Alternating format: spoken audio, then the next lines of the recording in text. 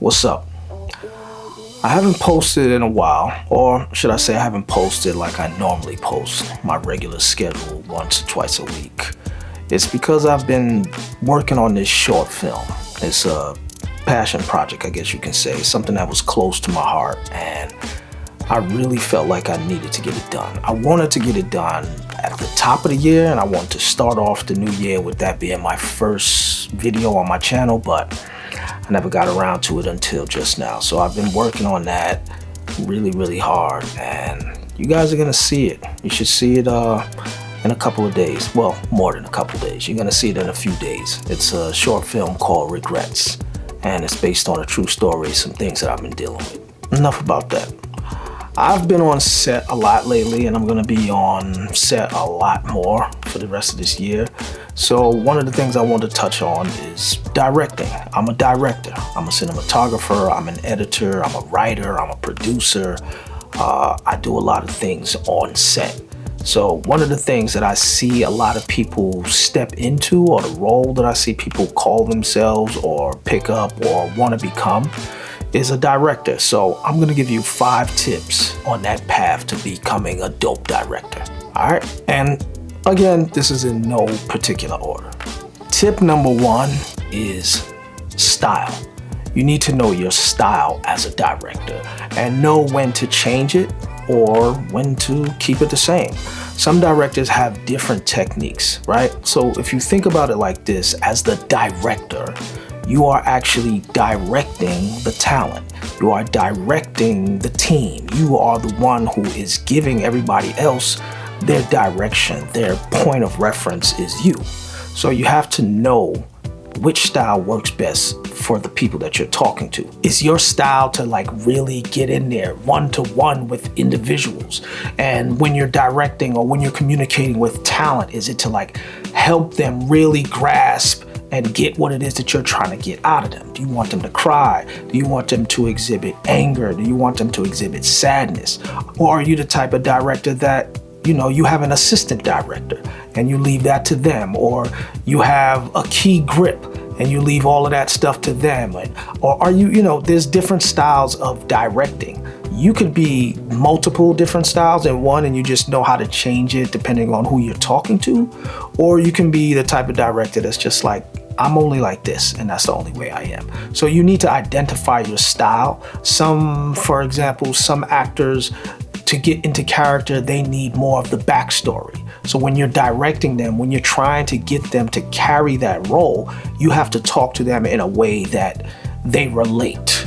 Or you have to go into the motivation for the actor. A real good actor will often ask, well, what's their motivation? Even if it's clear in the script, a good actor will still come up to you and be like, well, what emotion should I be giving this? Or how should I be approaching this role? And a good director can explain to them. For example, a person like me, when I'm directing on set, I'm paying attention, I'm looking, I may give direction, and if I see that an actor doesn't get it that way, then I might try another way. Well, how about this?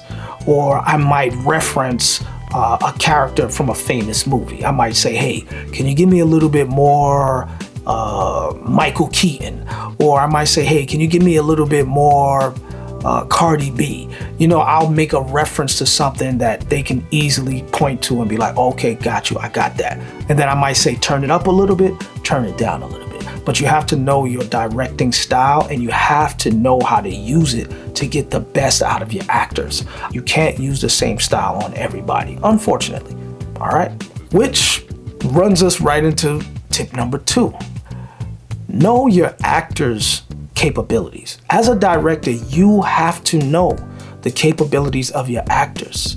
You need to be a part of that casting call. You need to be a part of that table read. You need to be a part of those steps when it comes to identifying the actors that are going to be playing the roles in the movie that you're directing or the short film that you're directing. So you won't have problems when it comes time to be on set. Because a lot of times directors get on set and then they find out that the actor can't do X, Y, Z. And I'm always wondering, well, didn't you know that before? Didn't you do the casting? Now, I have this rule. Do not force an actor to be something that they can't be. Now, granted, if you are a real, true actor, then you probably have a lot more flexibility. You have a lot more skill in doing different scenes and different roles, right? So you have to know your actors. When you book an actor for a role, don't just be so stuck on what the script needs. You need to be able to see, how can I get the most believable performance from an actor to convey what this message is or what this scene is inside the story. So if you have an actor that just can't play a certain character, don't use them for that. But you have to be able to identify that quickly, because if you don't identify it quickly, you are going to extend your days. You're going to make your days longer. Take 1, take 2, take 3, take 4, take 5, and then you could just be disrupting the rhythm, the flow, the energy, the vibe of the whole entire set, because you keep trying to get this person to give you something that they just cannot give you. You have to either rewrite the character, or you have to move on, or you got to recast. That's that. Tip number 3 for being a good director, in my opinion, is knowing the workings of every department. Not saying you have to be a master at all of that, but knowing a little bit about everything. Knowing a little bit about lights to know if the lights are in the wrong or right place. Knowing a little bit about makeup to know if someone is too shiny, or knowing if this other method can be used to get the look that you're trying to get. Knowing enough about wardrobe to throw in some ideas about the look that you need, the colors that you need. So I really think it helps a director when they know a little bit about every department, know a little bit about sound. If they can't get the boom in the right place, and say, hey, why don't you try it over here? Or why don't you try it under there? To be honest, a lot of these guys don't really want to hear what a director has to say, but on small independent film sets, you're the director, so you can have a lot to say. And I usually do. On my sets, it's like, okay, if you can't get the boom to work over there, buddy, put the boom over here. Oh, hey, if the lights can't attach to that ceiling, why don't we put it over here? Put it on a C-stand, raise it, do that. So I know enough about all of the departments that I can offer a little 2, 3, 4, 5% feedback, maybe even more. And sometimes you'll be surprised that it's just something that they weren't thinking of at the time. And that could work. That could help them, like, hey, why don't you try this? That doesn't make sense. What if we did this, or what if we did that? And then you're able to give feedback. But you can only do that if you know a little bit about each department. I remember one time talking to an editor that I had hired, and I told him, hey, I want you to do this effect right here. And he was like, oh no, that's not possible. And I was like, what? So I went back, same footage, did it, screenshot it, and sent it to him. And I said, this is what I was talking about that you said couldn't be done. And he looked, he said, oh, that's only able to be done because it was a still image. Not knowing that I took the still image from a moving video. So I was like, all right, bro, I did this with a video, and then I sent it. So now the only reason I was able to have that conversation with him is because I'm an editor. So I can talk to an editor and I can tell you what can or cannot be done in the editing field. And if you don't know anything about that department, you just gotta be like, okay, well, damn, we can't do it. But if you know about the department, you can say, we can do that. And this is how we can do it. Like, also, you might be talking to the camera operator and the cinematographer, and you may want a certain look. So you could suggest, hey, won't you change the lens? Can we get an 85 millimeter on there? Can we get a 55 millimeter on there? But because you know a little bit about it, you can suggest that. And I'm gonna tell you the truth. Me, as a cinematographer, sometimes I don't wanna change my lens. Sometimes I don't. I don't know why. I get connected to a lens and I'm like, yeah, this is the lens I'm gonna use. And if the director doesn't say, hey, can we try a different lens? I'm not gonna change the lens. I'm gonna keep the lens that I got and I'm gonna do this, do that, whatever. But as a director, if they know something about cameras and they know something about lenses and focal lengths, then they could say, this is not the look that I want. Can we switch that to something wider? Can we go with a 16 millimeter? Can we go in closer? Can we turn that into a 40 millimeter? So just being able to know these different departments can really, really help you, and it can speed things up sometimes. So it's important to know a little bit about every department. Tip number 4 is, as a director, this is what I believe, that you should set the tone for everybody else.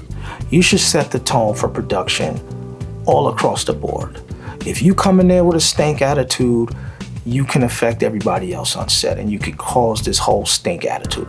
If you come in there with a certain type of snappy energy and it's like bop, bop, bop, bop, or you're just like rude and curt and short, you can unknowingly affect other people on the set. You can make other people act. Now, if you come in there with a good energy, a good vibe, you're pleasant. Hey, how you doing? Hey, how you guys over there? Right, cracking jokes and stuff like that, or whatever, just making people feel good. That can also affect the rest of the people. That can also set the tone. And me, I like good energy on my sets. I don't like people complaining. I don't like people being negative. I don't like people talking negative. I don't like too much joking and laughing either. Have a joke here and there, but when it's time to work, let's get this done. And we can joke and laugh on lunch, or we can joke and laugh as we packing up, okay? Or we can joke and laugh a whole nother time. But you as a director should know that you're setting the tone. And also you should listen.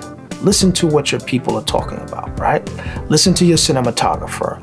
Listen to your gaffer. Listen to electric. Listen to your makeup artist. If they're saying things or they have concerns, listen to that. Do not treat them like they're below you. Don't treat even a PA like they're below you. Listen to the production, right? Listen to the production assistant. Listen to everybody on set. Pay attention and set the tone. If somebody's saying something, listen to what are they talking about. Not just what they're saying, but what is it they're not saying. So you should always pay attention on set as a director. And tip number 5 is kind of like an extension of tip number 4, and that's be a leader on set. You should be a leader. You should be letting everyone know how things are gonna go, right? You should be listening to people, okay? You should be trying to understand what's going on in each department, and you should be showing people how you want this thing done, how this is going to be. You are the leader. This is how we're doing things. No one else should be coming there telling you how they're gonna do things on your set. You should be letting everyone know how things are gonna work on your set, how you're gonna flow, how you're gonna deal with individuals, how you're gonna handle this or handle that. That is what a leader should do. And there's this little saying that I tell people is that when you're a true leader, you don't have to go on set and demand people to respect you. You just have a certain aura that commands respect. People want to respect you, and they want to listen to you, and they want to follow your direction because it just is you. Lead. You're the leader. People should be following your direction. No way, no time should you be arguing or going back and forth with anybody on set. If I ever go back and forth with you, it'll go back, forth, to the door. You get replaced. And not in a mean way, just like, I don't have time to deal with this. I'm not going back and forth with anybody on my set, all right? So those are my top 5 tips to being a good director. I'll probably have some other ones too, because some stuff just slipped my mind. If you got any questions, just hit me in the comments below. And always remember, stay creative, think outside the box. Hit the link if you want to book me for a call. I'll talk to you about anything on your production, and see you guys next time. Like, comment, share, subscribe, and hit the bell notification. All right? You see this shirt? I was filming. This is in my, so when you see my short film, I was wearing this in there. So like, I was really working hard on this short film. So I just came from shooting, sit here and make a video. All right, but I'm done with the short film. Hope you like it.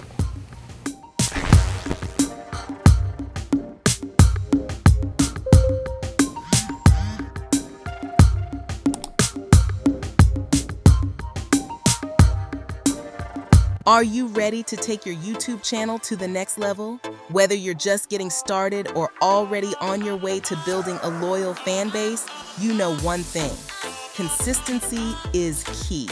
Introducing the YouTube Planner and Accountability Journal, the ultimate tool for every content creator serious about growth, engagement, and success. This planner is designed to help you stay on top of your goals with easy-to-follow checklists, subscriber milestone maps, and customizable content schedules. Plus, we've packed it with inspiring quotes from top influencers to keep you motivated on even the toughest days. Because this isn't just a planner, It's your blueprint to growing a thriving YouTube community. It's about staying on track even when life gets crazy. So what are you waiting for? Go get your copy now on Amazon.